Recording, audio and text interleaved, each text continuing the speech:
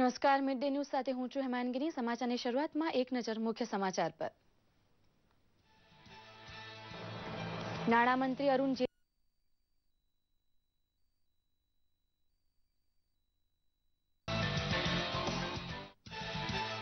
LED, LPG, ચામડું, ચૂકવણી માટેના POS machine, solar cell, દ્વિચક્રી વાહનો, પવનચક્કી, દવાઓ, વાયરલેસ ડેટા કાર્ડ થશે સસ્તા, તો સિગારેટ, ગુટખા, ઓટોમોબાઇલ્સ, ઇલેક્ટ્રોનિક્સ ઉત્પાદનો, ચાંદીના ઘરેણાં મોંઘા. પંજાબની 117 અને ગોવાની 40 બેઠકોની ચૂંટણી માટે પ્રચારનો આજે અંતિમ દિવસ. બંને રાજ્યમાં એક જ તબક્કામાં શનિવારે યોજાશે મતદાન. રાજકીય પક્ષો દ્વારા છેલ્લી ઘડીના પ્રચારનો ધમધમાટ.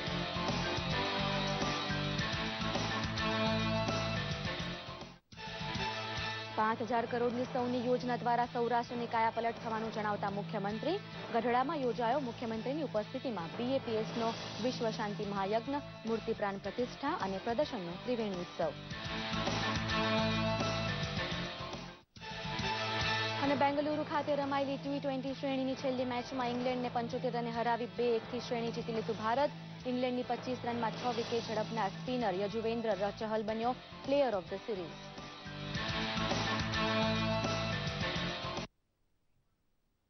સમાચાર વિસ્તારથી જોઈએ. કેન્દ્રીય નાણામંત્રી અરુણ જેટલીએ ગઈકાલે લોકસભામાં વર્ષ 2017-2018નું સામાન્ય બજેટ રજૂ કર્યું હતું. આ વખતે રેલ બજેટ અલગ રાખવાને બદલે સામાન્ય બજેટમાં જ તેની જોગવાઈઓ સામેલ કરાઈ હતી. સામાન્ય બજેટમાં આવકવેરાનો પહેલો સ્લેબ ઘટાડી સરકારે નાના માણસને મોટો ફાયદો આપ્યો છે. જ્યાં 10% ટેક્સ લાગતો હતો ત્યાં હવે 5% લાગશે. જ્યારે 5 લાખથી ઉપર વાર્ષિક આવક ધરાવતા તમામ કરદાતાને ટેક્સમાં ₹12,500 બાદ અપાશે. નાનો ઉદ્યોગ સાહસિક હોય કે નાનો કરદાતા, આવકવેરો બંને માટે ઘટ્યો છે. તે માટે આ પગલું લેવાયું છે. Who declare income above 5 lakh, 56 lakhs are in the salaried class. यानी 76 लाख लोग 5 लाख से अधिक इनकम डिस्क्लोज करते हैं साल की, जिसमें से 56 लाख वेतनभोगी हैं. बाकी सिर्फ 20 लाख हैं व्यापार, व्यवसाय, प्रोफेशनल सब मिला के. The number of people showing income more than 50 lakhs in the entire country is only 1.72 lakhs. We contrast this that in the last 5 years, more than 1.25 crore cars have been sold. વાર્ષિક 5 થી 10 લાખની આવક ધરાવતા લોકોને 20% અને 10 લાખથી વધુ આવક માટે 30% ઇન્કમ ટેક્સ ચૂકવવો પડશે. If limit of ₹1.5 lakhs under section 80C investment is used fully, tax would be zero for people with an income up to ₹4.5 lakhs. While taxation liability of people with income up to 5 lakhs is being reduced to half, all other categories of taxpayers in the subsequent brackets will also get a uniform benefit of 12,500 per person. આટલી રાહત આપવા માટે સરકારે 15,500 કરોડની આવક ગુમાવવી પડશે. પરંતુ અમીર વર્ગ પાસેથી વધુ રકમ વસૂલી સરકાર ખોટ સરભર કરવા ઈચ્છે છે. અંદાજપત્ર રજૂ થયા બાદ સરકારે જાહેર કરેલી જાહેરાતો વચ્ચે સામાન્ય માનવી માટે એટલું જાણવું જરૂરી હોય છે કે તેના માટે કઈ કઈ વસ્તુઓ સસ્તી થઈ અને કઈ વસ્તુઓ મોંઘી થઈ. પ્રધાનમંત્રી મોદીએ બજેટ અંગે જણાવ્યું હતું કે આ બજેટમાં દાળથી માંડીને ડેટા સુધીનો વિચાર કરવામાં આવ્યો છે. બજેટ બાદ સસ્તી થયેલી વસ્તુઓમાં એલઈડી, એલપીજી, ચામડું, પીઓએસ મશીન, સોલર સેલ, દ્વિચક્રી વાહનો, પવનચક્કી, પ્રાકૃતિક ગેસ, દવાઓ અને વાયરલેસ ડેટા કાર્ડ સમાવેશ પામે છે. જ્યારે સિગારેટ, ગુટખા, ઓટોમોબાઇલ્સ, ચાંદીના ઘરેણાં, ઇલેક્ટ્રોનિક્સ ઉત્પાદનો તથા સ્માર્ટફોન મોંઘા થયા છે.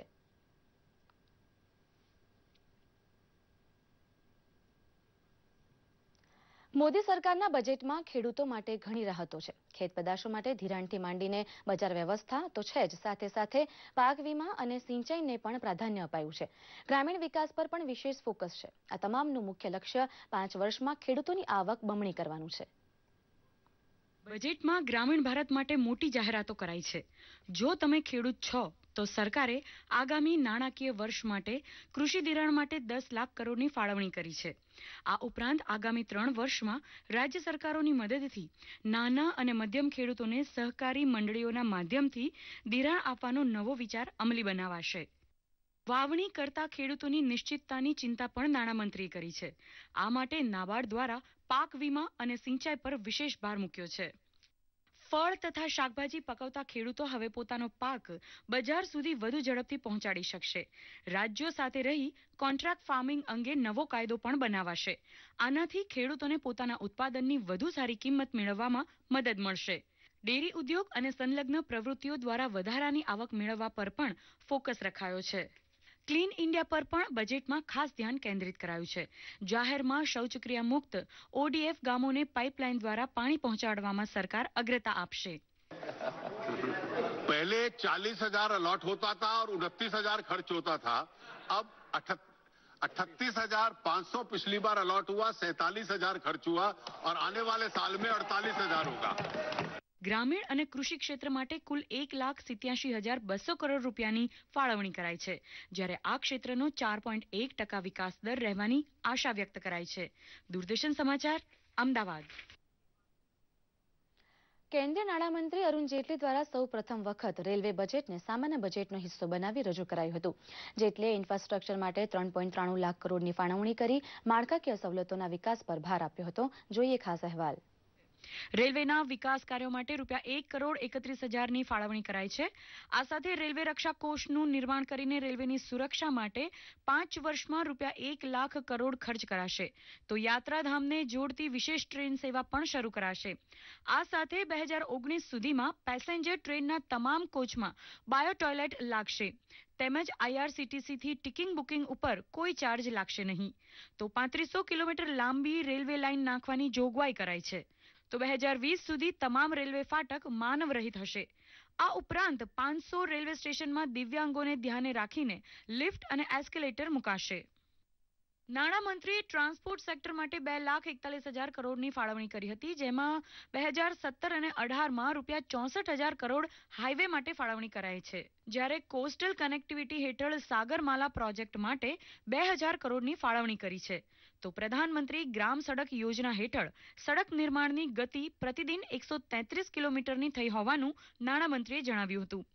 આ યોજના હેઠળ કેન્દ્ર સરકારના 19,000 કરોડ સહિત રાજ્યોના હિસ્સા સાથે કુલ 27,000 કરોડની ફાળવણી કરાઈ છે. The magnitude of investment will spur a huge amount of economic activity in the country and create more job opportunities. સામાન્ય બજેટમાં નાણામંત્રીએ આર્થિક ક્ષેત્ર માટે પણ કેટલીક મહત્વની જાહેરાત કરી હતી. આ સાથે દેશમાં કાળા નાણાં પર લગામ કસવા માટે સરકારે ડિજિટાઇઝેશનને પ્રોત્સાહન આપવા અનેક પગલાં લેવાની સાથોસાથ રાજકીય ક્ષેત્રે ચાલતી ફંડિંગમાં પણ પારદર્શકતા લાવવા પ્રયત્નો કર્યા છે. જોઈએ એક રિપોર્ટ. સંકલન સ્થાપવા માટે કમિટીની સ્થાપના કરવામાં આવશે, જ્યારે કોઓપરેટિવ સેક્ટરમાં સુધાર કરીને ગેરકાયદેસર રીતે નાણાં જમા કરાવનારાઓની ઉપર ગાળીઓ કસવામાં આવશે. આ ઉપરાંત સાયબર સિક્યોરિટી માટે વિશેષ ટીમની રચના કરવામાં આવશે, જે નાણાકીય સંસ્થાઓ તથા રેગ્યુલેટર્સ સાથે મળીને કામ કરશે. તેમજ જાહેર સાહસોને લિસ્ટ કરવામાં આવશે, જેમાં રેલવે સેક્ટરના IRCTC, IRCONના લિસ્ટિંગનો પણ સમાવેશ થશે. તો બેંકોના રીકેપિટલાઇઝેશન માટે ₹10,000 કરોડની ફાળવણી કરાશે. તો સરકારે ડિજિટલાઇઝેશનને પ્રોત્સાહન આપવા માટે પણ કેટલાક પગલાં લીધા છે. 3 લાખથી વધુ રકમનો ખર્ચ રોકડમાં નહીં કરી શકાય. વેપારીઓ માટે આધાર પે લોન્ચ કરવામાં આવશે. તો બેંકો માર્ચ સુધીમાં 10 લાખ POSની ફાળવણી કરશે, જે સપ્ટેમ્બર સુધીમાં વધુ 20 લાખ મશીનોની ફાળવણી કરાશે. તો વેપારીઓની કેશબેક તથા ગ્રાહકોને બોનસ માટેની 2 નવી યોજનાઓની જાહેરાત કરાશે. રિઝર્વ બેંકમાં પેમેન્ટ રેગ્યુલેટરી બોર્ડ ઊભું કરાશે. તો અત્યાર સુધી 1.25 કરોડ ફોનમાં ભીમ એપ ડાઉનલોડ કરવામાં આવી છે. રાજકીય ક્ષેત્રમાં પારદર્શકતા લાવવા માટે રાજકીય પક્ષો રોકડમાં માત્ર ₹2,000 સુધીનું ફંડ લઈ શકશે. તો RBI સેક્ટરમાં ફેરફાર કરીને ઇલેક્ટ્રોલ બોન્ડ બહાર પાડવાની સત્તા આપશે, જેને રાજકીય પક્ષો નિશ્ચિત એકાઉન્ટમાં જ જમા કરાવી શકશે. આ ઉપરાંત પારદર્શક પોલિટિકલ ફંડિંગમાં કંપનીઓને ટેક્સમાં છૂટ આપવામાં આવી છે. બ્યુરો રિપોર્ટ, દૂરદર્શન સમાચાર, અમદાવાદ. નાણામંત્રી જેટલીના બજેટ પ્રસ્તાવમાં ભારતનું આર્થિક ભવિષ્ય અત્યંત ઉજ્જવળ હોવાના દાખલા અને આંકડા ભારોભાર રજૂ થયા છે. ઇન્ફ્રાસ્ટ્રક્ચર માટે વધુ ફાળવણીના ફાયદા પણ અર્થતંત્રમાં દ્રષ્ટિગોચર થશે. 2018માં અનુક્રમે 7.2 અને 7.7% રહેવાનો છે. 1 કરોડ પરિવારને ગરીબીમાંથી બહાર કાઢવાનો નિર્ધાર કરતા આ બજેટમાં 2019 સુધીમાં 50,000 ગ્રામ પંચાયતોને સદ્ધર બનાવવાની વાત છે. બીજી બાજુ 2017 અને 18 દરમિયાન 1 કરોડ ગરીબ પરિવારને ઘરનું ઘર ઉપલબ્ધ કરાવવા માટે 23,000 કરોડની ફાળવણી સૂચવવામાં આવી છે. દેશને સંપૂર્ણ વીજળીકરણ દરજ્જો આપવાનું કામ 2018 સુધીમાં પૂરું કરી દેવાનો લક્ષ્યાંક બજેટમાં છે. તો દીનદયાળ અંત્યોદય યોજના 4500 કરોડની ફાળવણી સાથે કૌશલ્ય સંવર્ધનને વેગ આપશે. દેશના 42% ગામડાઓ સ્વચ્છતા હાંસલ કરી ચૂક્યા છે. ગ્રામીણ વિકાસ અને ખેતીવાડી ક્ષેત્ર માટેની ફાળવણી 2017 અને 18માં 1,87,223 કરોડ જેટલી પ્રસ્તાવિત છે. 14 લાખ આંગણવાડી કેન્દ્રમાં 500 કરોડની ફાળવણી સાથે મહિલા શક્તિ કેન્દ્રો ખોલવામાં આવશે, જ્યાં બહેન દીકરીઓને આરોગ્યની સાથે કૌશલ્ય સંવર્ધન, રોજગારી, ડિજિટલ સાક્ષરતા તથા રોજગારીની સેવા ઉપલબ્ધ બનશે. મહિલા અને બાળ વિકાસ માટેની ફાળવણી 1,84,632 કરોડ રાખવામાં આવી છે. તો નાના માણસને હાઉસિંગ લોન આપવા 20,000 કરોડનું રીફાઇનાન્સ નેશનલ હાઉસિંગ બેંક કરશે. સંરક્ષણ માટેની ફાળવણીની વાત કરીએ તો પેન્શન સિવાયની ફાળવણી 2,74,114 કરોડ કરવામાં આવી છે, જેમાં મૂડી ખર્ચનો પ્રસ્તાવ 86,488 કરોડ છે. પછાત વર્ગના કલ્યાણ માટેની ફાળવણી 35% વધારીને 52,393 કરોડ કરાઈ છે. વરિષ્ઠ નાગરિક માટે 8%નું નિશ્ચિત વળતર આપતી પેન્શન યોજના LIC શરૂ કરશે. ઉપરાંત આધાર કાર્ડમાં આરોગ્ય વિગત ધરાવતા નવા કાર્ડ વરિષ્ઠ નાગરિકને આપવાની યોજના છે. દૂરદર્શન સમાચાર, અમદાવાદ. પ્રધાનમંત્રી નરેન્દ્ર મોદીએ બજેટ 2017-2018થી આર્થિક વિકાસને બળ મળવાનો વિશ્વાસ વ્યક્ત કર્યો હતો. તેમણે જણાવ્યું હતું કે તમામ વર્ગના લોકોના સપનાને સાકાર કરનારું આ બજેટ છે. रेलवे के मॉडर्नाइजेशन से लेकर के सरल इकोनॉमिक निर्माण करने की दिशा में, शिक्षा से लेकर के स्वास्थ्य तक, उद्यमी से लेकर के उद्योग तक, टेक्सटाइल मैन्युफैक्चरिंग से लेकर के टैक्स रिडक्शन तक, हर किसी के सपने को साकार करने का ठोस कदम इस बजट में साफ साफ नजर आता है. પંજાબ અને ગોવામાં 4 ફેબ્રુઆરીએ થનાર મતદાન માટેના ચૂંટણી પ્રચારનો આજે અંતિમ દિવસ છે. બંને રાજ્યોમાં એક જ તબક્કામાં 4 ફેબ્રુઆરીએ મતદાન થશે. આ રાજ્યોમાં તમામ રાજકીય પક્ષોના ઉમેદવારો મતદારોને આકર્ષવા અથાગ પ્રયત્નો કરી રહ્યા છે. રાજ્યની મહિલાઓ પણ આ ચૂંટણીમાં ઉત્સાહપૂર્વક ભાગ લઈ રહી છે. દરમિયાન આજે ઉત્તર પ્રદેશમાં 5મા તબક્કામાં મતદાન માટેનું જાહેરનામું બહાર પાડવામાં આવશે. 2012ની ચૂંટણીમાં બે પક્ષો વચ્ચે સીધી ટક્કર હતી, જ્યારે આ ચૂંટણીમાં ત્રિકોણીય મુકાબલો થઈ રહ્યો છે. ત્યારે કોઈ પણ પક્ષ જરાય કચાસ છોડવાના મૂડમાં નથી. જ્યારે ગોવામાં પણ મુખ્ય પક્ષો ઉપરાંત પ્રાદેશિક પાર્ટીઓને પણ આ ચૂંટણીમાં ઝંપલાવ્યું છે. અહીં લોકસંપર્ક માટે કોર્નર મીટિંગ પર વધુ ભાર મૂક્યો છે.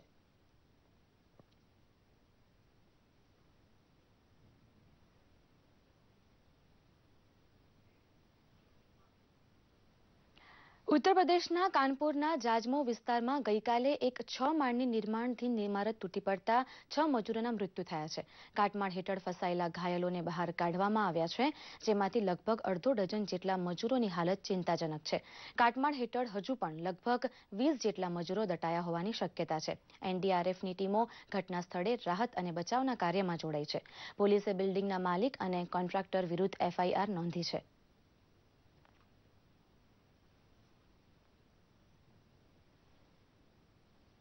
ઓડિશામાં શંકાસ્પદ માઓવાદીઓ દ્વારા થયેલા વિસ્ફોટમાં રાજ્ય સશસ્ત્ર પોલીસ દળના 8 જવાનો શહીદ થયા છે, જ્યારે 5 ગંભીર રીતે ઘાયલ થયા છે.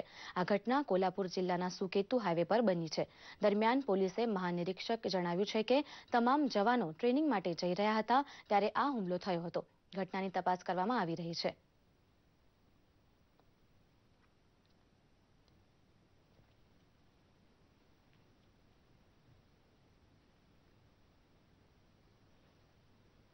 ગઈકાલે બજેટ રજૂ થયા બાદ લોકસભાની કાર્યવાહી સંપૂર્ણ દિવસ માટે સ્થગિત કરી દેવાઈ હતી.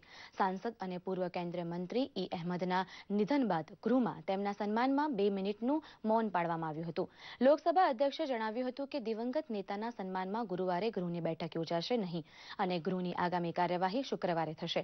રાષ્ટ્રપતિ, ઉપરાષ્ટ્રપતિ અને પ્રધાનમંત્રીએ દિવંગત નેતાને શ્રદ્ધાંજલિ આપી હતી. પ્રધાનમંત્રી નરેન્દ્ર મોદી દિવંગત નેતાના ઘરે પહોંચ્યા હતા અને પરિવારજનોને સાંત્વના આપી હતી. સાંસદ E. અહેમદના અંતિમ સંસ્કાર આજે કન્નૂર ખાતે કરાશે. દરમિયાન રાજ્યસભામાં આજે રાષ્ટ્રપતિના અભિભાષણ પર ચર્ચા થશે. સૂત્રાપાડા ખાતે ક્ષત્રિય કારડિયા રાજપૂત સમાજ દ્વારા આયોજિત સમૂહ લગ્નમાં કર્ણાટકના રાજ્યપાલ વજુભાઈ વાળાએ ઉપસ્થિત રહી 45 જેટલા નવદંપતીઓને આશીર્વાદ આપ્યા હતા. રાજ્યપાલે સમાજના યુવાનોને શિક્ષણ પર ભાર મૂકવાની અપીલ કરી હતી. આ પ્રસંગે રાજ્યપાલ સહિત કૃષિ રાજ્યમંત્રી જશુભાઈ બારડ, પૂર્વ સાંસદ દિનુભાઈ સોલંકી સહિત સમાજના અન્ય આગેવાનો પણ ઉપસ્થિત રહ્યા હતા અને નવદંપતીઓને આશીર્વચન આપ્યા હતા.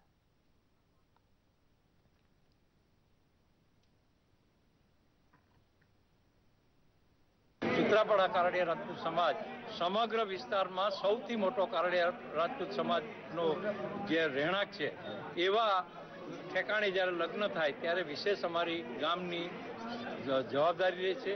આજે ખેતીનું કામ, દુકાનો, વેપાર ધંધા તમામ 1 વાગ્યા સુધી તમામ સૂત્રાપાડા ગામમાં બંધ રહે છે. મંદિરો છે, ધર્મના મઠો છે, આ મઠાધીશો પણ એજ્યુકેશનની અંદર, આરોગ્યની અંદર કામ કરે છે અને અહીંયા તો આપણે ગામડે ગામ પરોપકારના કામ કરવા, એ નાનામાં નાનો ગામડામાં અભણ માણસ છે એ પણ પરોપકારનું કામ કરતા હોય છે. સમસ્ત હિન્દુસ્તાનમાં આપણી ભારતીય સંસ્કૃતિના સંસ્કાર એક છે, કામ કરવાની પદ્ધતિ અલગ અલગ હોય છે. બોટાદ જિલ્લાના ગઢડામાં આવેલા BAPS મંદિર ખાતે વિશ્વ શાંતિ મહાયજ્ઞ, મૂર્તિઓની પ્રાણ પ્રતિષ્ઠા અને પ્રદર્શન સહિતનો ત્રિવેણી ઉત્સવ કાર્યક્રમ મુખ્યમંત્રી વિજય રૂપાણીની ઉપસ્થિતિમાં યોજાયો. ગઢડાની ઐતિહાસિક માહિતી આપતા મુખ્યમંત્રીએ જણાવ્યું હતું કે ઘેલા નદીને કાંઠે વસેલું તીર્થધામ ગઢપુર ભારતીય આધ્યાત્મિક ઇતિહાસનું એક અવિસ્મરણીય પૃષ્ઠ છે. રૂપિયા 5,000 કરોડના ખર્ચે બનેલી સૌની યોજના દ્વારા સૌરાષ્ટ્રની કાયાપલટ થશે અને આ સ્થળ તીર્થ પ્રવાસન પર્યટનનું આકર્ષણ કેન્દ્ર બનશે એમ મુખ્યમંત્રીએ જણાવતા કહ્યું હતું કે સાત્વિકતા હોય ત્યાં જ ઈશ્વરીય આશીર્વાદ પ્રાપ્ત થતા હોય છે. આ પ્રસંગે શિક્ષણ મંત્રી ભૂપેન્દ્રસિંહ ચુડાસમા સહિત અન્ય મહાનુભાવો અને સંતો ઉપરાંત ભક્તો અને નગરજનો મોટી સંખ્યામાં ઉપસ્થિત રહ્યા હતા. પૂજ્ય શાસ્ત્રીજી મહારાજનો જન્મદિવસ એવા ત્રિવેણી સંગમે ગઢડામાં ભગવાન સ્વામિનારાયણના પ્રસંગોને લઈ અને એક વર્લ્ડ ક્લાસ એક્ઝિબિશન એનો શુભારંભ થયો છે. મંદિરનો પ્રવેશદ્વારનું ઉદ્ઘાટન થયું છે અને સમગ્ર ગઢડા આજે એક થઈને આ સ્વામિનારાયણ મહોત્સવ મનાવી રહ્યું છે. જમ્મુ કાશ્મીરમાં સરહદ પર ફરજ બજાવતા હિમસ્ખલનમાં વીરગતિ પામેલા કરમદિયાના જવાન દેવાભાઈ પરમારના પાર્થિવ દેહને ગઈકાલે સવારે ભાવનગર એરપોર્ટ ખાતે લાવવામાં આવ્યો હતો ત્યારે માહોલ ગમગીન બની ગયો હતો. ભાવનગર એરપોર્ટ ખાતે શહીદ દેવાભાઈના પાર્થિવ દેહના અંતિમ દર્શન માટે જિલ્લા કલેક્ટર, DDO, ભાજપ તથા કોંગ્રેસના નેતાઓ તેમજ નિવૃત્ત આર્મી જવાનો ઉપસ્થિત રહ્યા હતા અને શહીદ જવાનના પાર્થિવ દેહને પુષ્પાંજલિ અર્પણ કરીને શ્રદ્ધાંજલિ પાઠવી હતી અને ત્યારબાદ તેમના પાર્થિવ દેહને સંપૂર્ણ સન્માન સાથે વતન કરમદિયા રવાના કરવામાં આવ્યો હતો. કરમદિયા ખાતે આર્મીના જવાનો દ્વારા ગાર્ડ ઓફ ઓનર સાથે શહીદ જવાનની અંતિમ વિધિ કરવામાં આવી હતી.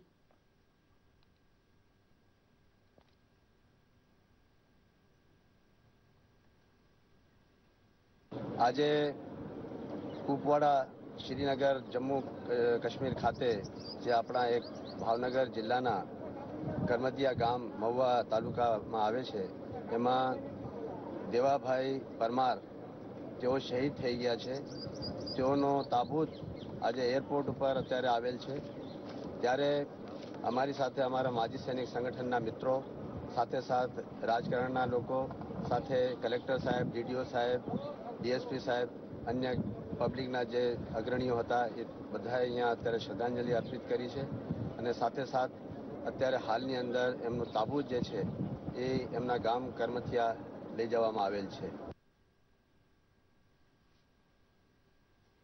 જમ્મુ કાશ્મીરમાં દેશ સેવા કરતા પંચમહાલના ઓરવાડા ગામના જવાન સુનિલ પટેલ પણ વીરગતિ પામ્યા હતા.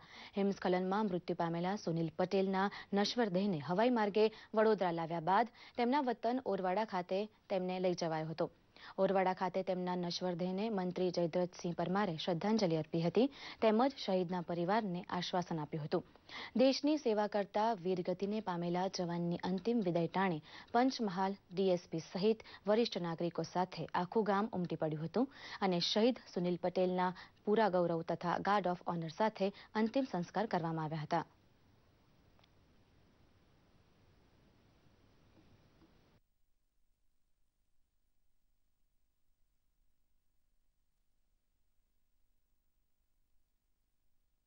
આજે સંપૂર્ણ રાજકીય માન સન્માન સાથે એમના નશ્વર દેહને સલામીઓ આપી અને એમની અંતિમ વિધિ કરવામાં આવી છે.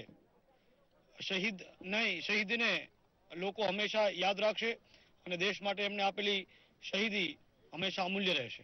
ભારત માતાની રક્ષા કરતા કરતા શહીદ થયા છે, વીર ગતિને પામ્યા છે. એમના પરિવારના બી બીજા અનેક સભ્યો ભારત માતાની રક્ષા કરે છે. ત્યારે એમના આત્માને શાંતિ અર્પે એવી પ્રભુને પ્રાર્થના કરું છું. એમને શ્રદ્ધાંજલિ પણ અર્પું છું. રાજ્ય સરકાર વતી આદરણીય મુખ્યમંત્રી શ્રી વતી એમને શ્રદ્ધાંજલિ પણ અર્પું છું. અમદાવાદ મુંબઈ વચ્ચે શરૂ થનારી બુલેટ ટ્રેનનું કામકાજ જાપાન હસ્તક હોવાથી જાપાની ટુકડી ગુજરાત આવી છે. ટ્રેનનું માળખું બાંધવાનું કામ શરૂ કરતા અગાઉ જાપાની ઇજનેરોની ટુકડીએ સાબરમતી રેલવે સ્ટેશનની મુલાકાત લીધી હતી. ત્યારે રેલવેના ઉચ્ચ અધિકારીઓ હાજર હતા. બુલેટ ટ્રેનનું સપનું સાકાર કરવા માટે મોદી સરકાર તરફથી પૂરતી ફાળવણી શરૂ થઈ જતા જાપાન તરફથી કામકાજ શરૂ કરી દેવામાં આવ્યું છે.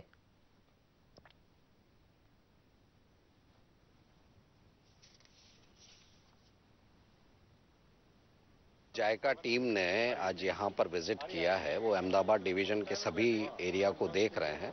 जो हाई स्पीड रेल आनी है उसका प्रिलिमिनरी सर्वे और उसके बारे में जो हमारा हिंदुस्तान का जो सिस्टम है उन दोनों को एक नज़र देखने के लिए आए हैं. इन्होंने साबरमती स्टेशन पे सफाई, हमारा ट्रेन संचालन, पैसेंजर्स का और अभी जो हमारे वर्तमान ट्रेन जो चल रही है उनका आवागमन देखा है. काफ़ी प्रभावित रहे हैं उससे. जितना वॉल्यूम हम कैरी करते हैं वो हमने इनको एक्सप्लेन किया है. अब ये पूरे एरिया को देख रहे हैं. उसके बाद ये अपना जो हाई स्पीड रेल का जितना काम हो रहा है उसके ऊपर अपनी ओपिनियन बनाएंगे.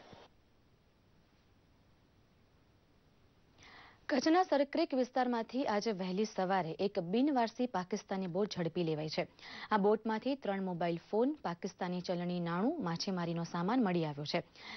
સીમા સુરક્ષા દળે આ બધી ચીજો જપ્ત કરી હતી. આ ઉપરાંત આસપાસના વિસ્તારોમાં સર્ચ ઓપરેશન પણ હાથ ધરાયું છે. ગઈકાલે પણ 2 બિનવારસી પાકિસ્તાની બોટ મળી આવી હતી.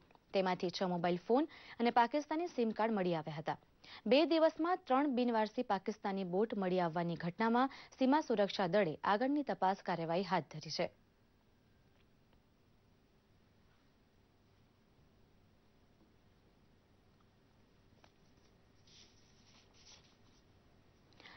માનવ વસ્તી ધરાવતા વિસ્તારોમાં જ્યારે પણ કોઈક હિંસક પ્રાણી જીવિત કે મૃત અવસ્થામાં મળી આવે ત્યારે ત્યાંના રહીશોમાં ગભરાટની લાગણી ફેલાઈ જાય છે.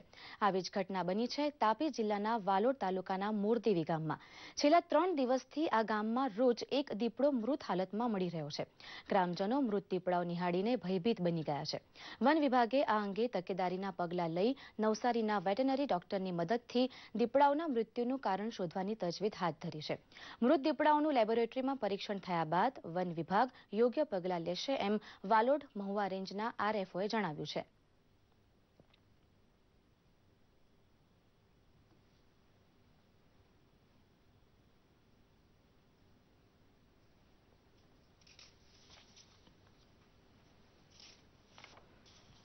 દીપડા મૃત હાલતમાં મળી આવ્યા. વન વિભાગને જાણ કરી આગળ પણ એક દીપડો અહીંથી પકડાયેલો. જંગલી જાનવરો એમ રખડતા રજડતા નજરે પડે છે. ગામમાં બીકનો માહોલ તો છે જ, છતાં વન વિભાગને જાણ કરી પાંજરું મૂકવાની દરખાસ્ત કરેલી છે. હજુ પણ દીપડા ફરતા છે ને ઘરોમાં સુધી ઘૂસી જતા છે. અગાઉ મોતનું કારણ તો અત્યારે હાલ કોઈ ડોક્ટર કોઈ બીજા કોઈ આવ્યા નથી. એમના પીએમ બાદ એફએસએલ રિપોર્ટ મોકલીને જે કંઈ સચોટ કારણ મળે ત્યાર પછી ખબર પડશે. એક પ્રથમ દીપડી જે મરી હતી એ શેરડીના ખેતરમાંથી મળી આવી, મહેશભાઈ છોટુભાઈ પટેલના ખેતરમાંથી. અને આ જે 2 બચ્ચા મળ્યા એ નદીના વચ્ચેના ભાગના પટ પરથી મળ્યા હતા.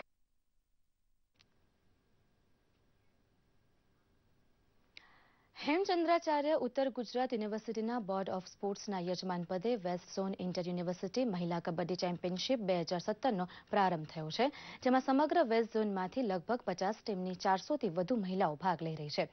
ગુજરાત ઉપરાંત મધ્યપ્રદેશ, રાજસ્થાન, ગોવા અને મહારાષ્ટ્રની મહિલા ખેલાડીઓ પણ આ કબડ્ડી ટુર્નામેન્ટમાં ભાગ લઈ રહી છે. આ પ્રસંગે હેમચંદ્રાચાર્ય ઉત્તર ગુજરાત યુનિવર્સિટીના કુલપતિ પ્રોફેસર B.A. પ્રજાપતિ, સ્વર્ણિમ ગુજરાત સ્પોર્ટ્સ યુનિવર્સિટીના કુલપતિ doctor Jatin Soni, board of સ્પોર્ટ્સના ચેરમેન દિલીપભાઈ ચૌધરી અને કુલ સચિવ ડોક્ટર D.M. પટેલ સહિત અન્ય મહાનુભાવોની ઉપસ્થિતિમાં દીપ પ્રાગટ્ય સાથે શરૂ થયેલી આ ટુર્નામેન્ટમાં વિજેતા બનવા તમામ ટીમો પોતાનું કૌવત દાખવી રહી છે.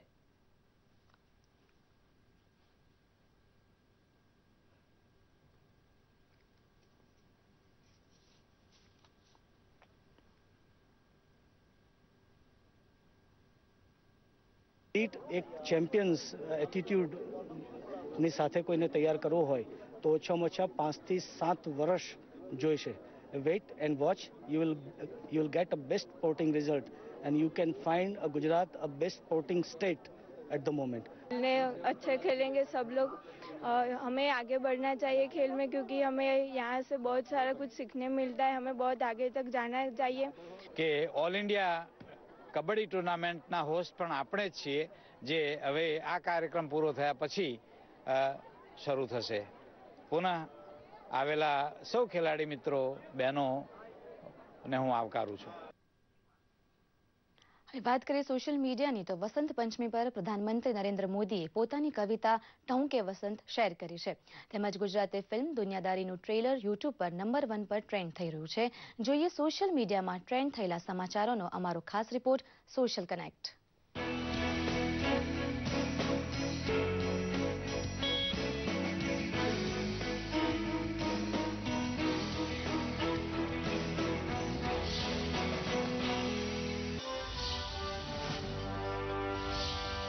છેલ્લા 2 દિવસથી સોશિયલ મીડિયામાં સૌથી વધુ ચર્ચાયેલો મુદ્દો બજેટ રહ્યો છે. ગઈકાલે નાણામંત્રી દ્વારા બજેટ રજૂ કરાયા બાદ ટ્વિટર પર લાખો લોકોએ પોતાની પ્રતિક્રિયાઓ આપી હતી. ત્યારબાદ #બજેટ 2017 અને #budget for better India trend થયા હતા. પ્રધાનમંત્રી નરેન્દ્ર મોદીએ પોતાની ટ્વીટમાં લખ્યું છે કે આ બજેટ ભારતના વિકાસને નવી દિશા આપનારું છે. ઉપરાંત ભાજપના રાષ્ટ્રીય અધ્યક્ષ અમિત શાહે વિકાસશીલ બજેટ માટે નાણામંત્રીનો આભાર માન્યો હતો. અને ગુજરાતના ઉપમુખ્યમંત્રી નીતિનભાઈ પટેલે પોતાની ટ્વીટમાં ગુજરાત માટે થયેલી ફાળવણી માટે પ્રધાનમંત્રી અને નાણામંત્રીનો આભાર માન્યો હતો. નરેન્દ્ર મોદીએ વસંત પંચમી નિમિત્તે ટ્વિટર પર પોતે લખેલી કવિતા ટહુકે વસંતનો વિડીયો શેર કર્યો છે. પાન ખરના હૈયામાં ટહુકે વસંત,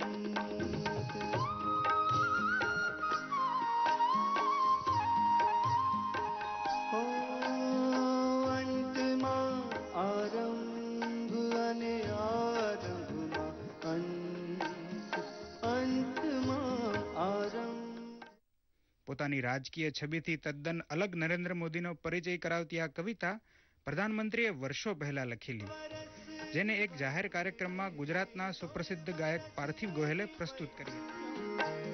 16 વર્ષની વય ક્યાંક કોયલનો લય, કેસુડાનો કોના પર ઉછળે પ્રણય. સુપરહિટ મરાઠી ફિલ્મ દુનિયાદારીની ઓફિશિયલ ગુજરાતી રીમેકનું ટ્રેલર યુટ્યુબ પર ટ્રેન્ડ થઈ રહ્યું છે. मीट पटाव शामिल, इससे अब दवा की नहीं दुआ की जरूरत. मीट, तू बिल्कुल ना बोल, तने मारा समझे. अरे આ આંખમાં કચરો પડી ગયો. દેખાડ મને, કઈ આંખમાં? તારી આંખો કેટલું સાચું બોલે છે ને. એટલે હમણાં તારી જમણી આંખમાં કચરો પડ્યો હતો. છેલ્લો દિવસ અને થઈ જશેથી લોકપ્રિય થયેલા મલ્હાર ઠક્કર ઉપરાંત ઢગલાબંધ નવા ચહેરાઓ આ ફિલ્મમાં જોવા મળશે. શીતલ શાહ દ્વારા નિર્દેશિત ફિલ્મ દુનિયાદારી 17 ફેબ્રુઆરીએ રિલીઝ થશે. દૂરદર્શન સમાચાર માટે સોશિયલ મીડિયા ડેસ્કથી ઋષિકુમાર પંડ્યાનો રિપોર્ટ. વાત કરીએ ક્રિકેટની તો ગઈકાલે બેંગલુરુ ખાતે રમાયેલી T20 શ્રેણીની છેલ્લી મેચમાં ભારતે 75 રને શાનદાર વિજય મેળવીને 3 મેચની શ્રેણી 2-1થી જીતી લીધી છે. અગાઉ ઇંગ્લેન્ડે ટોસ જીતીને ફિલ્ડિંગ પસંદ કરતા ભારતે બેટિંગમાં નિર્ધારિત 20 ઓવરમાં 6 વિકેટે 202 રન નોંધાવ્યા હતા. 203 રનના વિજય લક્ષ્યનો પીછો કરતા ઇંગ્લેન્ડના એક તબક્કે 2 વિકેટે 119 રન હતા. જોકે ભારતના લેગ સ્પિનર યજુવેન્દ્ર ચહલની વેધક બોલિંગ સામે ઇંગ્લેન્ડે તે સ્કોર પર જ વધુ 3 વિકેટ ગુમાવી દીધી હતી. ચહલે માત્ર 25 રન આપીને ઇંગ્લેન્ડની કુલ 6 વિકેટ ઝડપી હતી. ઇંગ્લેન્ડે 8 રનમાં જ આખરી 8 વિકેટ ગુમાવતા તેનો પરાજય થયો હતો. ચહલને પ્લેયર ઓફ ધ મેચ અને પ્લેયર ઓફ ધ સિરીઝ જાહેર કરાયો હતો. આ સાથે જ આ બુલેટિન અહીં સમાપ્ત થાય છે. નમસ્કાર.